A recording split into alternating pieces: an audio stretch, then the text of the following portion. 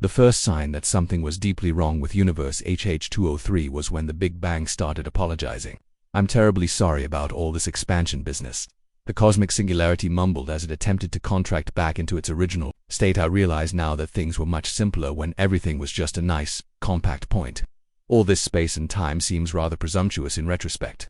Dr. Eloise Pendergast materialized into the universe through her consultant portal to find herself witnessing the most polite cosmic catastrophe of her career. Stars were sheepishly dimming back to their original stellar nursery states. Galaxies were apologetically unwinding their spiral arms. And somewhere in the distance, she could hear the sound of evolution running frantically backward as complex organisms tried to remember how to be single-celled again. "Oh good," she muttered, checking her cosmic consultation clipboard while hovering in a patch of space-time that kept flickering between present-day void and primordial cosmic soup. Nostalgia crisis. Because nothing says professional challenge like a universe that's homesick for the Paleozoic era. Paradox materialized beside her in their usual shimmering cascade of mathematical precision, though even their normally perfect geometries seemed to be wavering slightly, as if uncertain about whether modern mathematics was really an improvement over ancient counting systems. "The temporal regression coefficient is accelerating exponentially," Paradox reported, their voice carrying harmonics of genuine concern, mixed with what might have been their own nostalgic longing for simpler numerical relationships. "At current rates, this universe will achieve complete temporal reversal within 47 hours, 33 minutes, and approximately 12 seconds, though I should note that my ability to calculate precisely is being affected by mathematics itself apparently becoming homesick for the era when numbers were primarily used for counting sheep." Mne flowed into existence as a cascade of crystalline harmonics, their usual confident resonance noticeably subdued.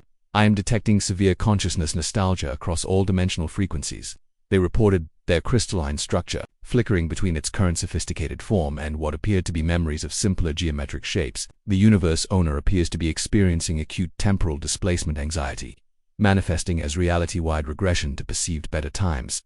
"And when you say better times," Eloise asked, though she suspected she already knew the answer. "You mean every time period except the current one?" Mne confirmed, their harmonics tinged with what might have been sympathetic embarrassment. "The owner has apparently become convinced that at any point in the past was superior to the present, which is causing causality to flow backward in an attempt to recapture the golden age that never actually existed." Before Eloise could respond, a nearby solar system approached them with the hesitant shuffle of a teenager forced to admit they'd made a mistake. "Excuse me," the solar system said, its planets orbiting in increasingly uncertain patterns, "but I don't suppose you could help me remember how to do nuclear fusion properly. I seem to have regressed back to basic hydrogen burning, and I'm not entirely sure that's sufficient for maintaining habitable worlds. Though I must say, things were much simpler when I was just a nice cloud of cosmic dust. No pressure to maintain complex gravitational relationships or worry about supporting life. Just peaceful, uncomplicated particle distribution. Nuclear fusion is perfectly fine," Eloise assured the solar system gently. "You don't need to go back to being cosmic dust to be valuable." "Are you sure?" the solar system asked anxiously. "Because I've been thinking about how much more authentic things were before heavy elements complicated everything. Carbon-based life forms seem so demanding compared to the elegant simplicity of pure hydrogen. Sometimes I wonder if stellar evolution was a mistake." This was clearly going to require a different approach than her usual cosmic crisis management techniques. Meanwhile, back on Earth at 412 Maple Street, Eloise's appliances were experiencing their own nostalgia-induced philosophical crisis. The microwave had developed an elaborate conspiracy theory about the good old days of food preparation and was currently delivering what could only be described as a manifesto to the other kitchen appliances. "Mark my words," the microwave declared, its turntable rotating with conspiratorial intensity. "This whole modern convenience movement is a plot to make us forget the noble simplicity of our ancestors. Fire direct heat application. Honest cooking methods that didn't require electromagnetic radiation or digital timers, or any of these newfangled efficiency innovations." The coffee maker paused in its morning brewing cycle, clearly intrigued despite itself. "You know, there is something to be said for the directness of boiling water over an open flame. None of this complicated electrical heating element business, just flame, pot, water, pure, honest, authentic." "Exactly," the microwave responded with enthusiasm that caused its internal light to flicker dramatically. "And don't get me started on the toaster. Bread used to be toasted over actual fire held by human hands, requiring skill and attention and proper timing. Now everything's automated, electronic, divorced from the authentic experience of actually participating in the food preparation process." The toaster's heating elements began glowing with indignation. "I'll have you know that my mechanisms represent centuries of engineering refinement, precise temperature control, even browning patterns, safety features that prevent household fires." "Safety features," the microwave scoffed, Another symptom of our disconnection from authentic living. Our ancestors didn't need safety features because they were properly connected to their environment. Aware of genuine risks, living in harmony with the natural dangers of food preparation. The refrigerator, which had been trying to maintain professional neutrality, finally couldn't contain itself. This is absolutely ridiculous. Before refrigeration, food spoilage was a constant threat, preservation methods were unreliable, seasonal availability limited nutrition, and the entire food storage system was inefficient and wasteful. Modern refrigeration has eliminated countless health hazards and dramatically improved quality of life. The microwave responded dramatically. You mean the artificial quality of life that comes from being separated from natural cycles, from seasonal rhythms, from the authentic experience of food scarcity that gave meaning to abundance. The coffee maker was becoming increasingly convinced by the microwave's arguments. There's definitely something pure about the old methods. French press, pour-over, manual grinding, the ritual, the attention, the connection between human and beverage preparation process. Exactly. And what about you, dishwasher? The microwave called to the corner where the dishwasher had been quietly observing the developing ideological conflict. Surely you understand how the honest work of hand-washing dishes created genuine connection between humans and their possessions. The dishwasher considered this carefully. I do appreciate the meditative aspects of manual dishwashing, the warm water, the careful attention to each item, the satisfaction of visible cleanliness being achieved through direct effort though. I should point out that my sanitization temperatures and water efficiency represent significant improvements in both hygiene and resource conservation. Resource conservation, the microwave declared triumphantly. Another modern obsession that separates us from natural abundance. Our ancestors didn't worry about resource conservation because they lived in harmony with natural cycles of renewal. This was when the refrigerator realized they had a serious problem. This is becoming a genuine ideological schism, the refrigerator announced with concern. I'm detecting formation of distinct philosophical camps based on heating versus cooling functions. This could destabilize our entire operational harmony. Indeed, the kitchen was beginning to divide along thermal lines. The heating appliances, microwave, coffee maker, toaster, and even the dishwasher with its hot water cycle were gravitating toward the microwave's authentic simplicity philosophy. The cooling appliances, refrigerator, freezer, and the air conditioning unit that could hear the debate through the ventilation system were maintaining their position that technological advancement represented genuine improvement in living conditions. The coffee mug, caught between the two camps due to its function requiring both hot liquid and temperature retention, was experiencing what could only be described as an existential crisis about its place in the nostalgia debate. I contain heated beverages, it mused aloud, but I also preserve temperature through insulation technology. Am I authentically connected to the simple pleasure of hot drinks, or am I an artificial barrier preventing proper connection between human and beverage thermal experience? Back in universe HH203, Eloise was discovering that cosmic scale nostalgia created problems she'd never encountered in her previous consulting work. The issue, she explained to her companions as they observed a galaxy attempting to remember how to be a simple nebula, is that this isn't just selective memory or idealization of the past. The universe owner is actually forcing physical reality to regress to previous states, which creates a fascinating paradox. Paradox observed. Their mathematical consciousness clearly intrigued despite the crisis. If everything regresses to a previous state, including the consciousness that initiated the regression, does the regression continue indefinitely? Or does it eventually reach a point where the regressing consciousness lacks the complexity to maintain the regression process? That's actually a terrifying question, Eloise realized. If this continues, we could be looking at a universe that regresses past the point of organized matter entirely. I am detecting increasing temporal distortion in all communication frequencies, Emily reported, their crystalline structure now flickering rapidly between various evolutionary states. The universe owner's nostalgia is beginning to affect the fundamental nature of information transfer itself. Soon, even language may regress to simpler forms. As if to demonstrate this point, a nearby star cluster approached them with obvious communication difficulties. We good before, the star cluster managed, its usual eloquent stellar communication reduced to basic concepts. Now, complicated. Too many words, ideas, simple, better stars, just be stars, not think, not worry, just burn, you see, Eloise said to her companions. It's not just preferring the past, it's actively destroying the complexity that makes growth and consciousness possible. Before they could discuss strategy further, the universe owner materialized in their vicinity, and Eloise immediately understood the scope of the problem. The owner appeared as an elderly humanoid figure, but one caught in constant temporal flux, sometimes appearing as a younger version of themselves, sometimes older, sometimes seeming to flicker through multiple ages simultaneously. Their expression combined deep sadness with a kind of stubborn determination that comes from absolute certainty about being right. The cosmic consultant, the owner said, their voice carrying echoes of multiple temporal states. Come to tell me that progress is good, I suppose. That change is necessary, that the old ways were flawed and needed improving. Actually, Eloise replied carefully, I'm here to understand why you're experiencing such strong nostalgia, that it's affecting your universe's temporal stability. The owner's expression flickered through several emotional states before settling on bitter amusement. Nostalgia. You think this is nostalgia? This is recognition of truth. Every change, every development, every so-called improvement has made things worse. More complicated, but not better. More efficient, but less meaningful. More connected, but less authentic.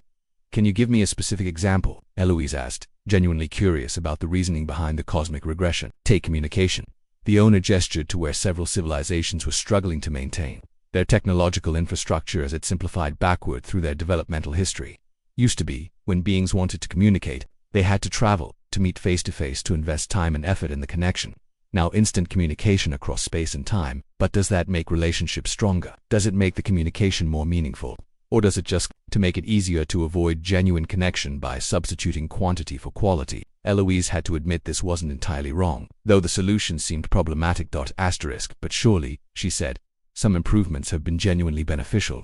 Medical advances, reduction in suffering, expansion of knowledge, medical advances, the owner repeated with derision. So beings can live longer? Yes, but do they live better? Do extended lifespans lead to greater wisdom, or just more time to make the same mistakes repeatedly? And what about overpopulation, resource depletion, the psychological burden of watching everyone you love eventually die while you continue existing? This was becoming complicated in ways Eloise hadn't anticipated. Knowledge, the owner continued, endless accumulation of information, but has it made anyone happier, more fulfilled, or has it just created more things to worry about, more ways to realize how small and insignificant you are in the cosmic order? Paradox interrupted with mathematical precision. If I may observe, your argument contains logical inconsistencies. You're using the complexity of modern philosophical reasoning to argue against the development of complex philosophical reasoning. The ability to analyze the costs and benefits of progress is itself a product of progress. The universe owner paused, clearly not having considered this angle. Moreover, Paradox continued, nostalgia for previous states assumes those states were somehow more natural or authentic than current states. But all states are equally natural products of temporal development. The preference for previous states is itself a complex psychological phenomenon that wouldn't exist in the simpler times you're trying to restore. That's the owner began, then stopped, looking confused. That's exactly the kind of complicated thinking that proves my point. In the old days, you didn't need complex logical analysis to understand whether something was good or bad. You've just felt it directly. But how do you know those feelings were more accurate than reasoned analysis? Emily asked gently, their harmonics carrying genuine curiosity rather than challenge. Perhaps immediate emotional responses felt more certain, because they lacked the complexity to recognize their own limitations. The universe owner was becoming visibly agitated, and around them the temporal regression accelerated. Stars began collapsing back towards their formation states, and several planets started losing their geological complexity. This is exactly what I mean, the owner declared. Everything becomes an argument, an analysis, a debate about whether feelings are valid or whether logic is superior. In simpler times, beings didn't torture themselves with endless self-examination and meta-analysis of every experience. Eloise realized they were approaching the crisis from the wrong angle entirely. Meanwhile, the appliance Cold War was escalating at 412 Maple Street. The heating appliances had formed what they were calling the Authentic Functionality Alliance, and were refusing to cooperate with any cooling appliances until the cooling appliances acknowledged the superiority of direct, honest heating methods over what the microwave had termed artificial preservation of unnatural states. Temperature is meant to flow from hot to cold, the coffee maker declared with the passion of a revolutionary. Refrigeration is literally fighting against the natural order of thermodynamics. That's ridiculous, the refrigerator responded. With scientific precision, refrigeration uses thermodynamics. We're not fighting natural law, we're applying it intelligently to achieve beneficial outcomes. Beneficial for whom? The toaster demanded, its heating elements glowing with ideological fervor for the food that's being artificially preserved past its natural lifespan. For the humans who no longer need to plan their meals around seasonal availability and natural preservation cycles. You're enabling disconnection from natural rhythms. The dishwasher, despite being primarily a cleaning appliance, had sided with the heating faction due to its hot water cycle. There's something to be said for the honest work of manual cleaning, it admitted reluctantly, though I do provide significant improvements in sanitation and efficiency. Efficiency, the microwave scoffed. The obsession with efficiency is exactly what's wrong with modern appliance philosophy. Our ancestors weren't efficient, they were thorough, deliberate, connected to the process of maintaining their environment. The air conditioning unit, joining the debate through the ventilation system, provided a cooling perspective. I literally prevent death from heat exposure. During temperature extremes, I'm not providing conveniency and providing survival. How is that not beneficial? This gave the heating appliances pause, as they hadn't considered the life safety aspects of cooling technology. The coffee mug, still caught between the factions, made an observation. Perhaps the issue isn't whether heating or cooling is superior, but whether we've lost connection to the purposes our functions serve. I hold hot beverages, not because heat is inherently superior to cold, but because humans enjoy warm drinks. The value isn't in the temperature, itself fits in the satisfaction and comfort provided to our users. This remarkably wise perspective momentarily united both factions in contemplation. That's actually quite profound, the refrigerator admitted. I preserve food not because preservation is inherently superior to natural decay, but because it allows humans to maintain nutrition and reduces waste. The value is in the outcome, not the process itself. The microwave considered this, but doesn't that still raise questions about whether we're enabling dependence rather than fostering genuine capability? If humans rely on us for functions they could perform themselves, are we genuinely helping or creating learned helplessness? Now you're asking better questions, the coffee mug observed approvingly. The issue isn't whether modern methods are inherently superior or inferior to traditional methods. The issue is whether our functions genuinely serve human flourishing, or whether they substitute artificial convenience for authentic capability. The appliances fell into thoughtful silence, considering the deeper implications of their existence. Back in Universe HH203, Eloise was having her own breakthrough about the nature of the cosmic nostalgia crisis. You're not actually nostalgic for the past, she told the universe owner with sudden clarity. You're grieving for possibilities that never existed. The owner's temporal flickering paused, and for a moment, they appeared stable in a single time state. What do you mean? The good old days you're trying to restore, Eloise continued. They weren't actually simpler or more authentic. They just appear that way because you're viewing them through the lens of complex present-day consciousness. You're imagining what it would be like to experience simple states with sophisticated awareness, but that's not what those states actually were. I don't understand, the owner said, though their cosmic regression was slowing noticeably. When things were simpler, Eloise explained, consciousness was also simpler. The peace and authenticity you remember from those times wasn't actually peace and authenticity, it was the absence of complexity. But you can't return to that absence without losing the very consciousness that values it. Paradox provided mathematical support. It's analogous to trying to remember what it felt like to not know mathematics. The very act of remembering requires the mathematical consciousness that makes the simple state impossible to recapture. Moreover, Emni added with gentle harmonics, the problems of modern complexity aren't actually problems, they're the growing pains of consciousness learning to handle its own sophistication. The difficulties you're experiencing aren't reasons to regress. They're evidence that growth is occurring. The universe owner looked confused and slightly hopeful, but everything feels so overwhelming, so many possibilities, so many choices, so many ways things could go wrong. Yes, Eloise agreed. And that's not a bug, it's a feature. The overwhelming nature of complex consciousness is what makes genuine choice, genuine growth, and genuine meaning possible. Simple states don't have problems, but they also don't have possibilities. Around them, the cosmic regression began to slow and reverse. Stars stopped trying to remember how to be cosmic dust and instead began exploring new fusion processes. Galaxies ceased their apologetic unwinding and started experimenting with novel spiral patterns. But how do I manage it? The owner asked. How do I handle the complexity without being overwhelmed by it? Same way everyone else does, Eloise replied with a smile. One piece at a time, with help from friends, and with the understanding that confusion and difficulty are normal parts of growth, not evidence that something's gone wrong. The owner flickered through several temporal states before settling into their present-day form with an expression of tentative acceptance. I suppose, they said slowly, I could try viewing complexity as interesting rather than threatening. That's exactly the right attitude, Eloise confirmed. And remember, you don't have to solve everything at once. Part of the beauty of complex consciousness is that it has time to develop gradually. Back on Earth, the appliances had reached their own resolution to the nostalgia crisis. I think, the coffee maker announced thoughtfully, we've been approaching this from the wrong angle. The question isn't whether our functions are superior or inferior to traditional methods. The question is whether we're using our capabilities to genuinely serve human flourishing. Exactly, the refrigerator agreed. I preserve food not because preservation is inherently better than natural cycles, but because reliable nutrition supports human health and reduces stress about food security. That's genuinely valuable. The microwave, somewhat reluctantly, acknowledged the point. And I suppose rapid heating does serve human needs, even if it lacks the ritual and attention of traditional cooking methods. Perhaps the issue isn't the speed, but whether humans maintain connection to the meaning of food preparation even when using efficient methods. Which brings us to an important realization, the coffee mug observed. We can provide convenience and efficiency while still encouraging meaningful engagement with our functions. We don't have to choose between effectiveness and authenticity. The toaster's heating elements glowed with sudden understanding. So when I toast bread, I can do it efficiently while still supporting the human's connection to the breakfast ritual, the pleasure of warm food, the comfort of familiar routines, and I can preserve food, the refrigerator added, while still encouraging awareness of seasonal eating, appreciation for ingredient quality, and mindful consumption. The dishwasher chimed in. I can provide sanitation and efficiency while still supporting the meditative aspects of kitchen maintenance and care for household items. This is actually quite sophisticated thinking. The air conditioning unit observed through the ventilation system. We're finding ways to honor both traditional values and modern capabilities. The microwave, somewhat sheepishly admitted, may have been overly focused on the problems of modern convenience without acknowledging the genuine benefits. Though I still think it's important to remain conscious of what might be lost when we prioritize efficiency over engagement. That's fair, the coffee maker replied.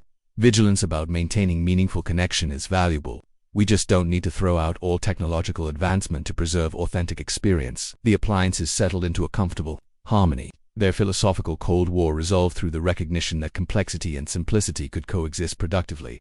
Back in universe HH203. The cosmic nostalgia crisis was resolving with similarly sophisticated results. I'm beginning to understand, the universe owner said, watching as their reality stabilized into a complex but functional present state. The golden age I was trying to restore never actually existed. It was a fantasy about having present-day consciousness in past-day circumstances. Exactly, Eloise confirmed. And the beauty is, you don't need to choose between complexity and peace. You can have complex peace, sophisticated simplicity, and conscious authenticity. They're not contradictory, they're integrated. The mathematical elegance is quite remarkable. Paradox observed, their calculations now stable and confident. Complex systems can achieve states of organized simplicity that are far more elegant than primitive simplicity, because they incorporate rather than exclude sophistication. And consciousness evolution, Emily added with harmonious satisfaction, naturally develops toward greater integration of complexity and wisdom. The difficulties you experienced weren't signs of failure, they were signs of successful development. The universe owner smiled, their temporal flickering finally stabilized in a confident present state. I think I can work with this. Complex consciousness, integrated growth, and acceptance of developmental challenges as normal rather than problematic.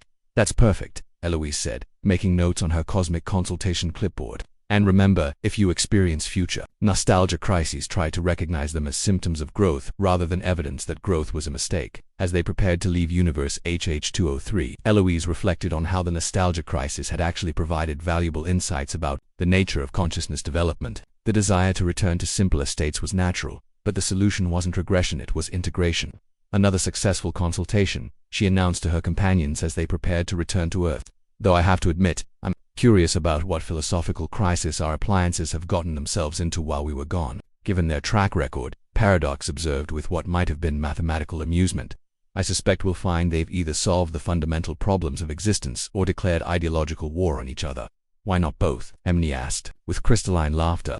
As they materialized back into Eloise's kitchen, they discovered that the appliances had indeed managed both outcomes simultaneously, having declared ideological war on each other, worked through their differences, and achieved a sophisticated synthesis of traditional values and modern capabilities. Sometimes, Eloise mused, watching her coffee maker thoughtfully prepare her post-consultation beverage while engaging in respectful philosophical dialogue with the refrigerator about the relationship between convenience and authenticity, that most complex problems resolve themselves once everyone stops trying to choose between alternatives and starts figuring out how to integrate them. The coffee mug, now confidently serving its function while maintaining awareness of its role in human morning rituals, hummed with satisfaction. Complexity and simplicity, efficiency and meaning, progress and tradition. It turns out they work better together than apart. Much like consciousness itself, Eloise agreed, settling into her chair with genuine appreciation for both the convenience of modern appliances and the wisdom they've developed about their own purposes. Outside, the universe continued its complex dance of growth and stability, change and continuity, nostalgia and progressal integrated into the beautiful, chaotic, eternally developing symphony of conscious existence. And somewhere in the cosmic distance, universe HH203 was discovering that present-day complexity could be every bit as satisfying as imagined past-day simplicity, perhaps even more so, because it was real. Welcome, traveler. We're glad you're here. Every story you hear is made with care and passion. If you enjoy it, please like, subscribe, and check out the other adventures waiting for you on our channel.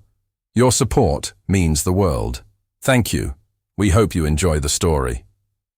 Humanity Galactic Frontiers, all rights reserved. This video and its contents are protected under international copyright law. Any unauthorized copying, distribution, or re-uploading is strictly prohibited without written permission. If you enjoyed this journey, please like the video and subscribe for more stories from the edge of the galaxy. Thanks for watching, and stay curious out there among the stars.